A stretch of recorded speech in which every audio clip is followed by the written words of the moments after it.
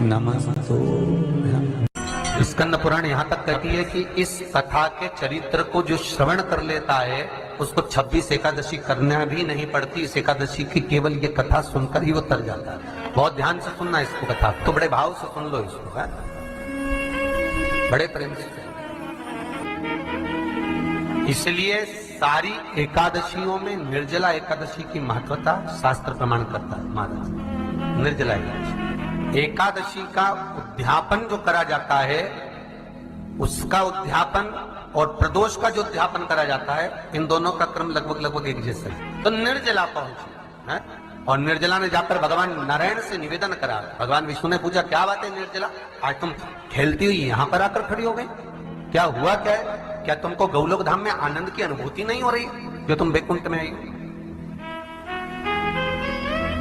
निर्जला घूमती घूमती भगवान के सम्मुख में पहुंची। भगवान ने पूछ रहे हैं, बार बार पूछ रहे, निर्जला हुआ क्या तुमको?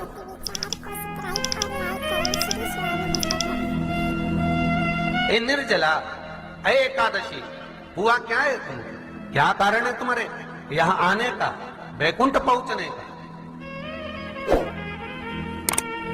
बहुत ध्यान देना महाराज। शास्त्र कहता है सोमवार, मंगलवार, बुधवार, गुरुवार, शुक्रवार, शनिवार, ये देवता वो देवता सबके व्रत कर लो, सारे व्रत कर लो, पर ये व्रत आपको परमात्मा के धाम तक लेकर नहीं जा सकते, क्योंकि इनका जो पुण्य है वो मृत्यु लोक में आप थोड़ा सा भी व्रत करते हैं तो पुण्य समाप्त हो जाता।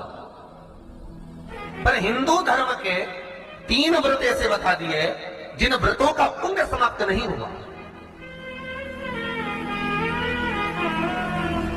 हिंदू धर्म के 3 व्रत ऐसे हो गए जिनका पुण्य समाप्त नहीं हुआ महाराज। जिनका पुण्य प्रबलता में बढ़ता गया। पहले नंबर पर एकादशी, दूसरे नंबर पर प्रदोष और तीसरे नंबर पर शिवरात्रि। एकादशी भी 26 है तो प्रदोष भी जम के बोलते जाओ 26 है। शिवरात्रि केवल 12, केवल 12। और अगर अधिक मास की पड़ जावे तो एक, पर अधिक की आयस होती है। तो यहां शास्त्र कह रहा है कि 3 व्रत हमारे यहाँ जिनका पुण्य समाप्त नहीं हुआ, जिनका पुण्य प्रबल हुआ, बड़ा, इसलिए आज भी माता एकादशी का व्रत करती है। और एकादशी का व्रत कर अगर कोई जीवात्मा को देते हैं, कोई मर भी गया तो उसको एकादशी का दान देते हैं। एकादशी का उसको दान दिया है। महाराज निर्जला खड़ी है, पूछा क्यों आई है, क्या कारण? निर्जला आई, तब लक्ष्मी मैया उठकर निर्जला के करीब में गई। निर्जला बहुत सरल थी निर्जला। कहते हैं कामा एकादशी सबसे लंबी है। कौन सी एकादशी? कामा।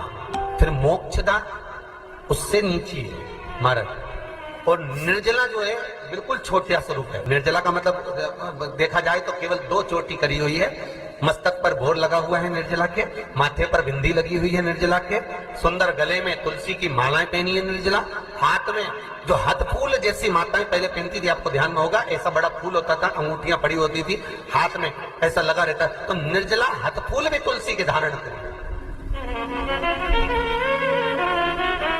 बड़ा सुंदर स्वरूप है माता निर्जला का महाराज। छोटी है तो माता लक्ष्मी उनके पास में गई और निर्जला से जाकर पूछा, निर्जला तेरे आने का कारण क्या है, तू बता। नारायण आपसे पूछ रहे हैं कि क्यों आई हो, किस लिए आई हो, क्या है तुम्हारे आने का कारण? निर्जला ने कहा, मेरी विनती केवल इतनी सी है मां कि मैं ये चाहती हूं कि मैं जीव के प्राण छूटने के बाद उसके प्राणों को जिस समय मैं लेकर जीवात्मा के प्राणों को परमात्मा तक भेजूं, वैकुंठ तक भेजूं, गौलोक धाम तक भेजूं, उस बीच में मुझे ले जाते समय कई नरक भी बीच में पड़ेंगे, कई स्थान ऐसे बैतरणी आदि आदि स्थान बीच में आएंगे, तो वो स्थान में मुझे रोका ना जाए, मैं सीधे भगवान के धाम पहुंच जाऊं। ऐसी कृपा, ऐसी दया। जितनी माताएं एकादशी का व्रत करती, बहुत ध्यान से सुनना आज की कथा हो, शायद जिंदगी में मिली ना मिली, पर ये कथा का रिश्ता तो बहुत ध्यान से सुनना। स्कंद पुराण यहां तक कहती है कि इस कथा के चरित्र को जो श्रवण कर लेता है उसको 26 एकादशी करना भी नहीं पड़ती। इस एकादशी की केवल ये कथा सुनकर ही वो तर जाता है। बहुत ध्यान से सुनना इसको कथा को। सबसे पहला नियम एकादशी व्रत का सबसे पहला नियम है कि आप जिस दिन व्रत करो उसके एक दिन पहले भक्ति का संचार इस हृदय में करो। भक्ति का संचार इस हृदय में कर लीजिए। जिस दिन आप व्रत करो, जैसे एकादशी का व्रत कर रहे हो तो दशमी के दिन शाम का समय जब आवे, रात्रि जब होने लगे, शाम का समय आवे और रात्रि का आप जब भोजन ग्रहण करो तो उस भोजन में कोई ऐसा पदार्थ ग्रहण मत करिए जिस पदार्थ के कारण आपकी एकादशी बिगड़ जाए। कोई बेकार भोजन में ग्रहण नहीं करना, श्रेष्ठ भोजन ग्रहण करिए दशमी। और एकादशी का दूसरा नियम बहुत ध्यान से सुनिएगा। जिस दिन आपकी एकादशी का व्रत हो उस दिन प्रयास करिएगा कि अपने हाथ से किसी भी वृक्ष की कोई पत्ती टूटे ना। अपने हाथ से किसी भी वृक्ष की, पौधे की, किसी भी वृक्ष की पत्ती अपने हाथ से ना टूटे। बहुत ध्यान दीजिएगा महाराज। एकादशी का ये दूसरा नियम है कि अपने हाथ से किसी पौधे की, किसी वृक्ष की, किसी डाली की कोई पत्ती टूटे ना, कोई पत्ती ना टूटे, इसका प्रयास करिए।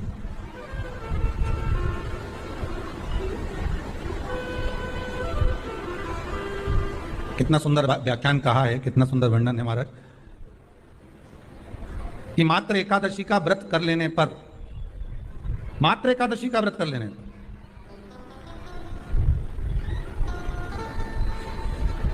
जो पूर्व में किया गया हमारा पाप कर्म है, हमने किसी जीव की हत्या करी है, हमने किसी को कष्ट प्रदान करा है, हमने किसी को अपशब्द कहा है, हमने किसी को ताने दिए, हमने किसी को आड़ा टेढ़ा कहा है, हमने किसी को गालियां दे दी है, मात्र एकादशी का व्रत ही कर लेने पर ये सारे जो दोष हैं वो समाप्त हो जाते हैं। सारे दोष हमारे समाप्ति पर आ जाते हैं।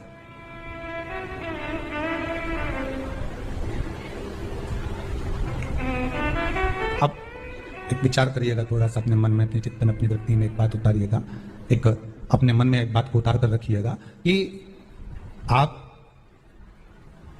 अपने पाप को, अपने पाप कर्म को जिस दिन क्षीण करने वाले हो, समाप्त करने वाले हो, अपने पाप को आप जिस दिन समाप्ति पर लेकर जा रहे हो तो उसके एक दिन पहले आपको प्रसन्नता होना चाहिए कि नहीं होना चाहिए कि कल मेरा पाप कटने वाला है, कल मेरा पाप समाप्त होने वाला है। जो मैंने पाप कर्म करा है वो समाप्त होगा, जो मैंने पाप कर्म करा है वो कल समाप्त हो जाएगा। तो एक दिन पहले आपके चेहरे पर प्रसन्नता होगी ना हो?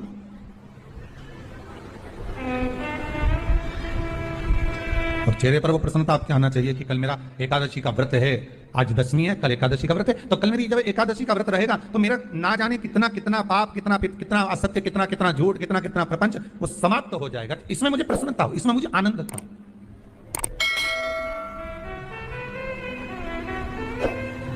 तो क्या कहा गया कि प्रयास करिएगा कि एकादशी के दिन कोई वृक्ष की, कोई डाली की, कोई पोपल की कोई पत्ती ना तोड़ी जाए।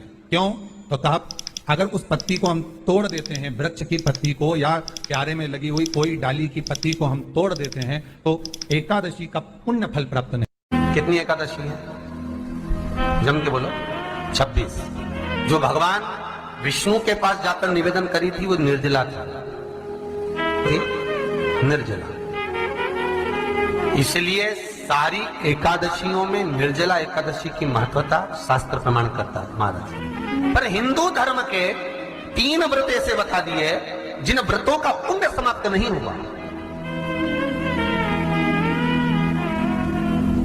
हिंदू धर्म के 3 व्रत ऐसे हो गए जिनका पुण्य समाप्त नहीं हुआ महाराज। जिनका पुण्य प्रबलता में बढ़ता गया। पहले नंबर पर एकादशी,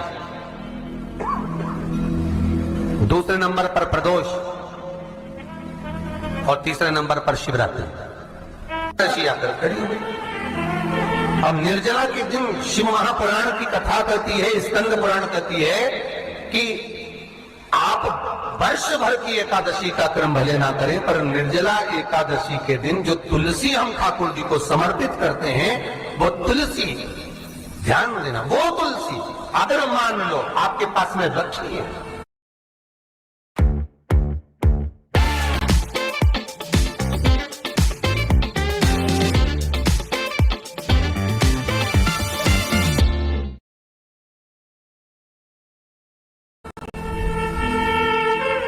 निर्जला एकादशी के दिन भगवान ठाकुर जी को, शालिग्राम जी को, लड्डू गोपाल जी को आपके घर में, आपके मंदिर में जो आपने भगवान को तुलसी समर्पित करी है, वो तुलसी मान लो तुम्हारे पास रखी है, और कोई व्यक्ति को बहुत ज्यादा कष्ट है शरीर में, बहुत कष्ट है, थोड़ी सी वो तुलसी चढ़ी हुई ठाकुर के चरणारविंद की, आप उस जीव को धो तो सही, आधा घंटा इंतजार करो, स्वास्थ्य में अंतर आना प्रारंभ हो जाता है उस निर्जला का। क्योंकि निर्जला ऐसी एकादशी है जिसने जगत में जाकर, देवताओं के पास जाकर निवेदन करा है जग कल्याण। जितनी भी माताएं एकादशी का व्रत करती, बहुत ध्यान से सुनना आज की कथा को, शायद जिंदगी में मिली ना मिली, पर ये कथा का रास्ता तो बहुत ध्यान से सुनना। स्कंद पुराण यहां तक कहती है कि इस कथा के चरित्र को जो श्रवण कर लेता है, उसको 26 एकादशी करना भी नहीं पड़ती, इस एकादशी की केवल ये कथा सुनकर ही वो तर जाता है। बहुत ध्यान से सुनना इसको, कथा को।